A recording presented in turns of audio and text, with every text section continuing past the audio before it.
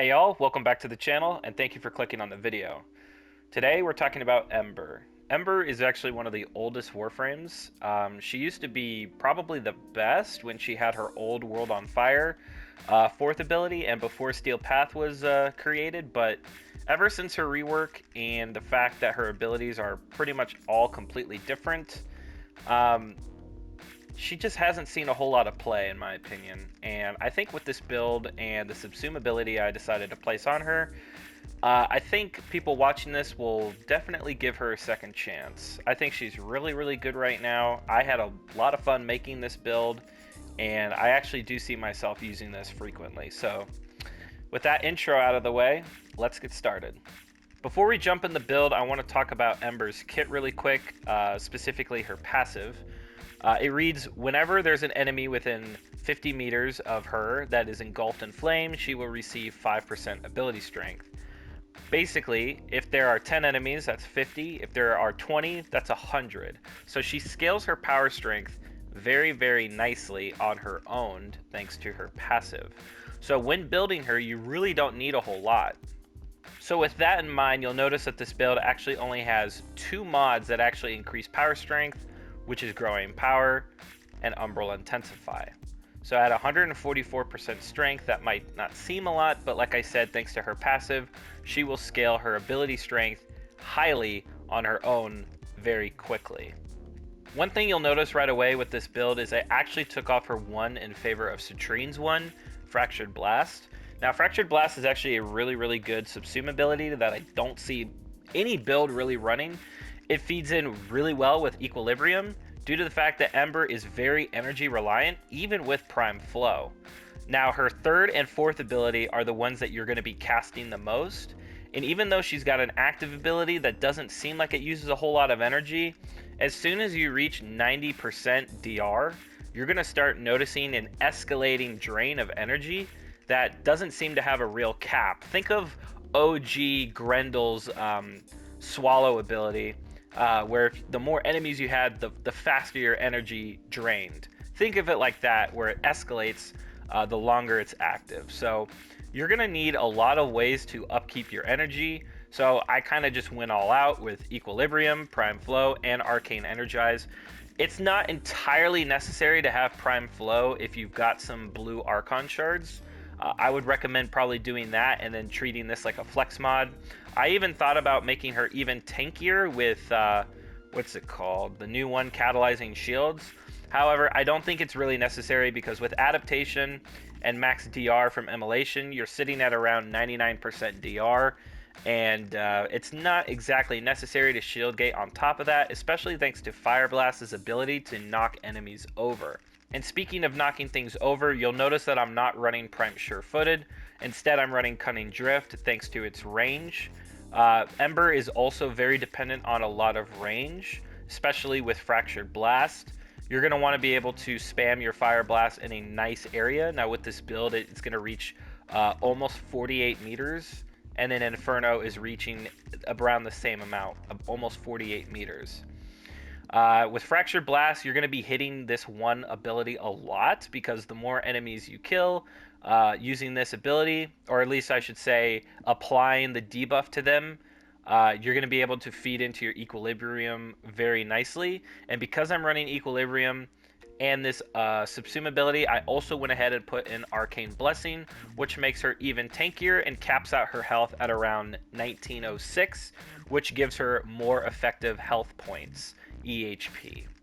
Now, Inferno isn't exactly a damage ability. I'm treating this more like a CC skill because even with her passive, this ability doesn't really do a whole lot of damage. It's really designed to just feed into her second skill and primarily her third skill.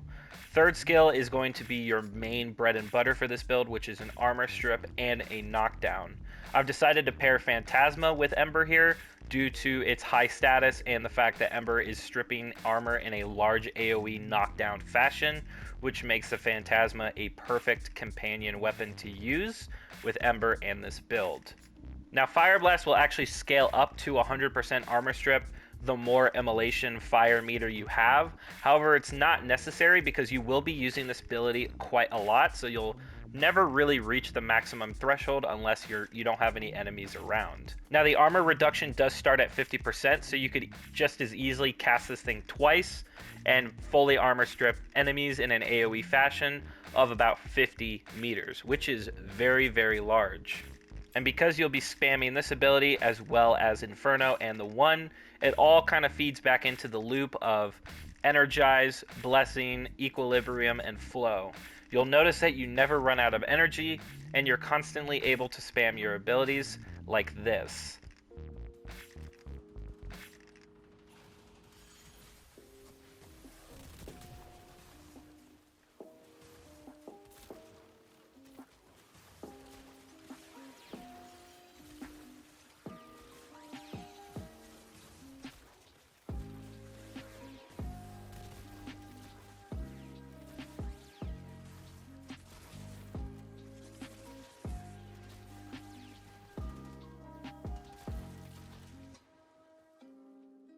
Another nice thing about this build is actually the utility of Archon Vitality instead of Umbral Vitality.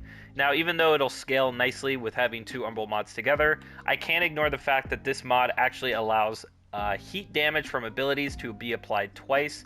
This is a popular mod on other frames like Protea and Wisp, I guess, if you were to use her fourth ability, if you're a lunatic. But this one is really nice with Ember because the three abilities that we'll be using the most is actually applying heat, which allows those damages to actually apply twice, which is going to feed into her second ability, emulation, and allow it to scale quicker. So like when I showed the gameplay, obviously Fractured Blast, when you're going to be hitting those enemies, you're going to be creating energy orbs and health orbs, which again feeds into Arcane Blessing, and we have max energy here. So we're going to again spawn these enemies, my favorite kind. We're going to hit them. And like I said, we can actually just spam this twice, and it just strips all their armor right away.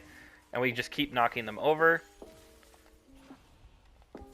Hit them with the 4. Again, it doesn't do that much damage. That's not what it's meant for. It's just meant for CC. And yeah, we're getting knocked over, but they are getting CC'd so hard. And you could effectively kill them with the fourth ability, although I don't recommend it. That's why I brought the Phantasma.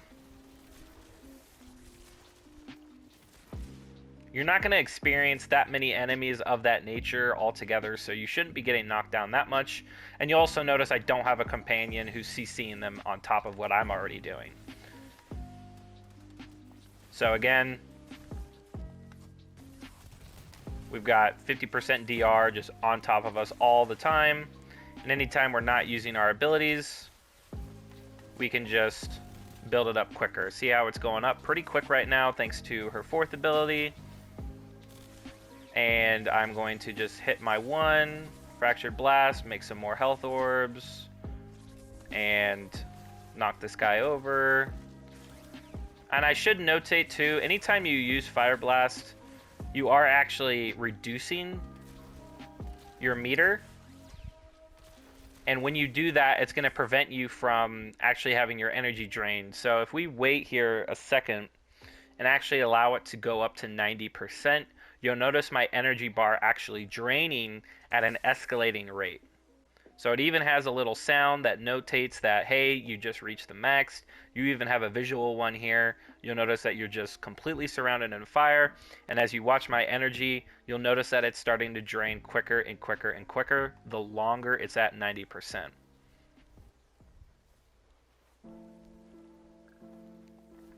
It's really starting to ramp up now. Like I said, it's kind of reminiscent to Grendel and his OG first skill, where you could have unlimited amount of enemies. But you'll notice how fast it's draining now.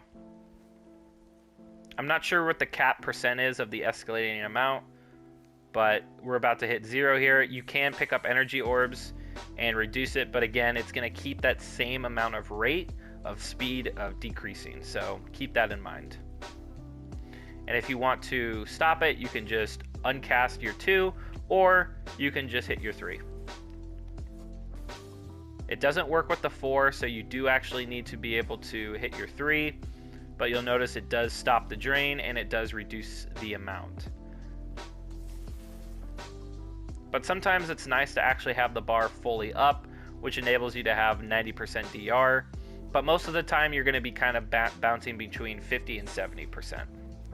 So again, we'll go into these enemies, hit our 4, knock them over, hit our 3, we'll cast it twice, and then we'll just kind of... Now, Phantasma is my choice of weapon. You obviously don't need to run that weapon. I just like it because they have no armor, and it's easy to just apply all these statuses. But you could easily run any sort of AoE weapon of your choice. And you'll notice here, thanks to Fractured Blast, we have so many health and energy orbs all over the place. If you really wanted to be funny, you could even run Arcane Eruption, which would allow you to kind of knock over enemies with an Arcane on top of your Fire Blast, which is kind of cool.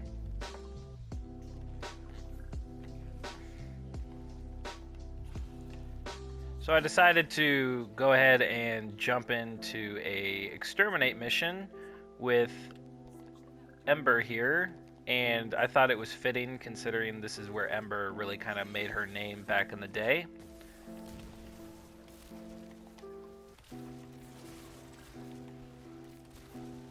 And we're just going to kind of show off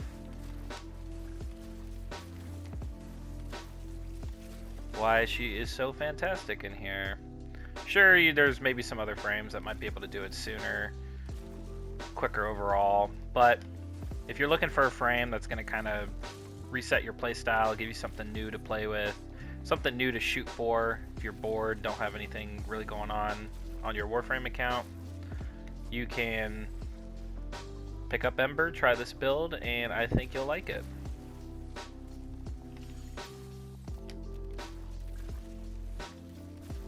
Let's see, I think we're out of energy here. Forgot to be casting the 1.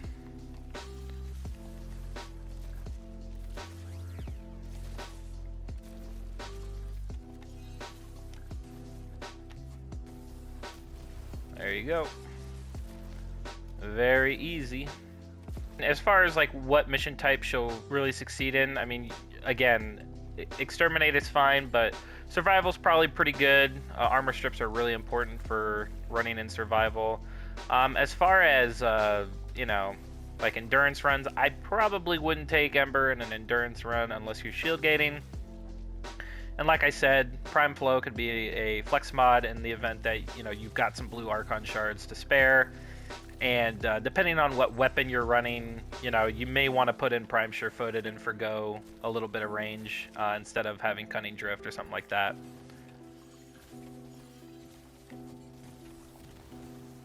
But, I mean, this is pretty easy, just a little cakewalk here. Nice thing about taking a little bit longer in a mission too is it gives the acolyte more time to spawn. So, you know, that's always nice. In case you're, you know, trying to get some steel essence or something. But you'll notice that my energy is pretty much always over 50% thanks to all the different ways I have of building energy, thanks to the Subsume, Arcane Energize, and Prime Flow. But again, you know, she's got no problem handling big rooms of enemies like this. Knockdowns are so nice. I can't really think of another Warframe ability that has a powerful knockdown like this unless Rhino Stomp or maybe Caliban's. I don't know. Leave a comment if you can remember another knockdown ability besides those 3. I mean, there you go. That's killed all the enemies. Never went down. No problems. I almost forgot to show off the Phantasma build. Of course, you don't have to run this weapon if you don't want to. And if you don't have a Riven, I would just run something like this. I've talked about the Phantasma with a couple of the different builds I have on my video, so nothing's changed since then. If you don't have Shotgun Vendetta, I highly recommend you get it. The reload speed and multi-shot, it's honestly like this Arcane was meant for this shotgun. This is actually located in Duviri, so be sure to get this as soon as possible or purchase it for Platinum. It is extraordinary. The only issue I can think of that you might run into is if you got an Acolyte. Acolytes cannot be stripped by Fire Blast as of right now. I don't think they have any intention of ever adding that due to the fact that the ability is already pretty strong in my opinion.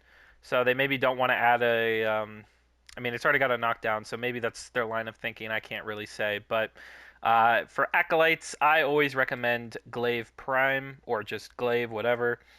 This is kind of the go-to AoE slash weapon, which acolytes really do not like slash because they do have a lot of armor, but the slash ignores it. So keep that in mind and run something like this. Again, this just is a nothing burger of a Riven. It's not that great. I just use it for the crit chance. So this is the build for it, and definitely give Glaive Prime a try if you haven't already done so.